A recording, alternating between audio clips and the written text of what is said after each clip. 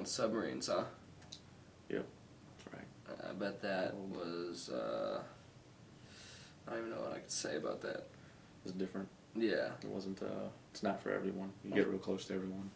Well. Everyone, like, I don't know, I'm sure it's the same for most branches and most units, but, you know, the guys that I worked with, you know, they're my best friends, they're my brothers. Right. I talk to them more than my own family. Really? They probably actually know more things they probably shouldn't know. How many deployments did you go on? 2. 2? Yeah. Did one West Pacific deployment, and then one, they called it a Southcom. We all called it Crack Pack because we were going down there to assist the Coast Guard in drug bust. Oh, that's pretty cool. So we went down to, like, off the coast of, like, Colombia mostly. Yeah. Colombia, Panama. And we're underwater looking for these big refueling, because they use, like, cigarette boats. Mm-hmm. They go, like, fast as fuck, but they need to fuel all the time. So they get, like, basically tugboats out in the middle of the ocean with all these fuel drums. And all we did was follow these big tugboats with the fuel drums. And when a go fast, you know, pulled up, we radioed over the horizon, because what they would do is they would see the big surface ships and they would try to scuttle, you know, their boats and get rid of the drugs.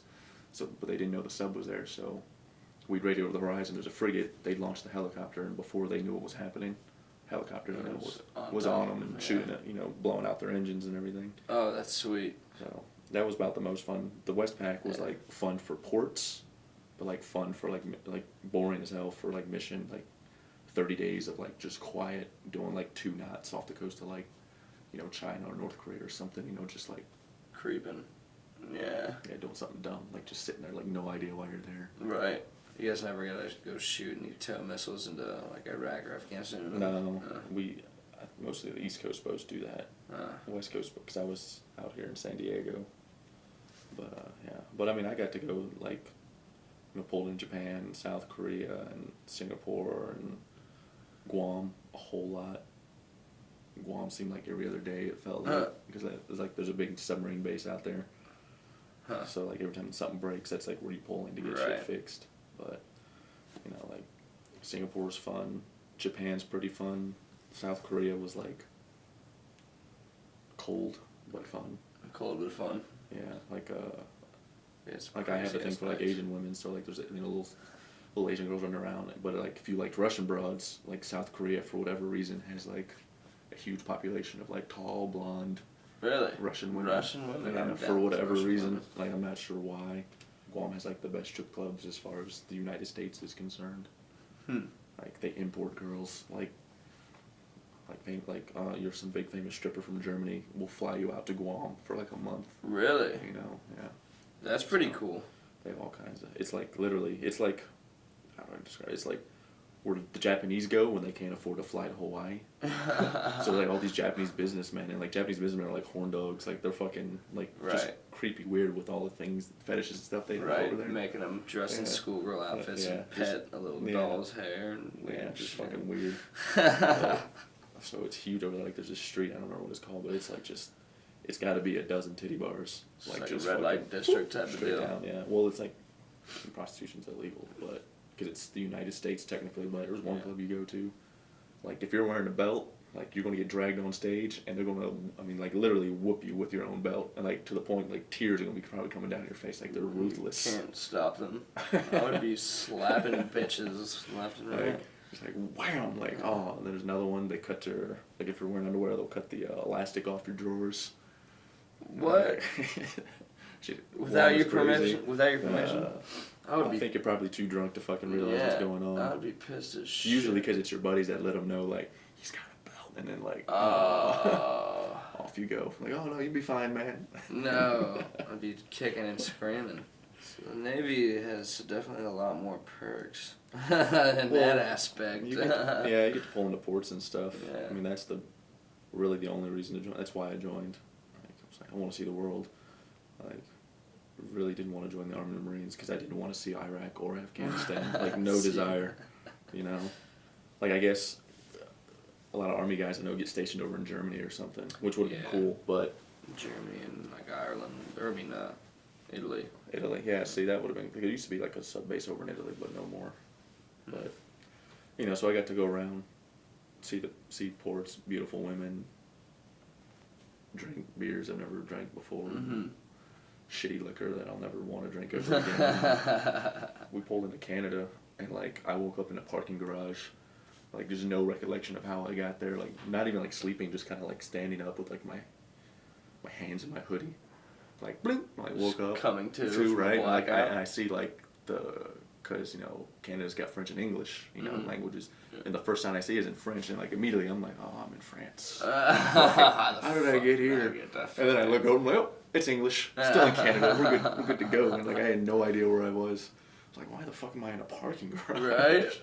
Fucking blackouts, man. I fucking smashed drunk that night. Drank way too much. Panama was a whole lot of fun. That was like my first real foreign port, my first deployment. Really the only port we did.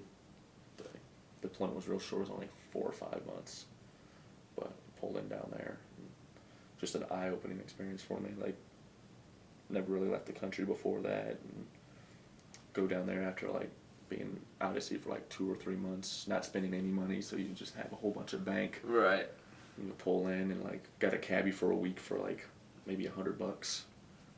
So like every day he met me and my friends at the end of the pier and fucking drove us around. Like we rode around. Like he had a cooler full of beer in the back, so we just drank beers like at like 10 in the morning. Yeah. Rolling through like Panama City drinking beer and like we wanted to watch a football game one time, and he was like, "You like girls?" And we're like, "Yeah, we're gonna watch a football game." We fucking ended up taking us to like a whorehouse that he had like the keys to. What? It was his whorehouse? Oh, yeah, I don't know if it was his, but like I think he was like affiliated closely with it. Right. We go in, there's a big screen TV, like porn going. We're like, no, we don't want to watch porn. Like we want to watch the football game, and like sure, like it's in the ghetto, and like all of a sudden, bloop, HD TV or whatever. I guess it was poor HD, but big old projection, right. 65-inch projection TV with fucking the New York Giants and. I don't know who they were playing, fucking playoff game, I was like, oh, that's fucking awesome. And like then we turned around or whatever to get like our second round of beers, and like there's like 65 girls. Like I don't even like they weren't there when we walked in. Right, and they were just all lined up. Yeah, it was all lined up. Like oh. That one. Like, this is it. Yeah, they took credit card. So like if you didn't have cash, they could swipe your Visa. Like, I was like, oh, I don't have any more cash, and they're like, oh no, we take Visa. Yeah, what kind of whorehouse is this? Like, you guys got fucking technology. You got fucking like satellite TV. Right. So I can watch American shows. You step outside, and it's just like dirt streets and fucking like clotheslines going across the streets. Yeah. Like no windows in the apartment building and stuff.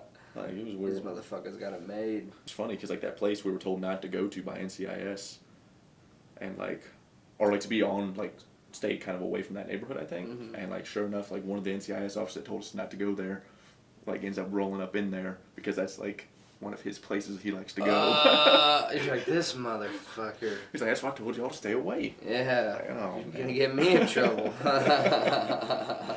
It was a fucking fun time down there. NCIS fucks. Like I remember sitting there, we were talking, and like we're like, oh man, we're hungry. Like let's go get some food. And they're like, oh no, don't worry.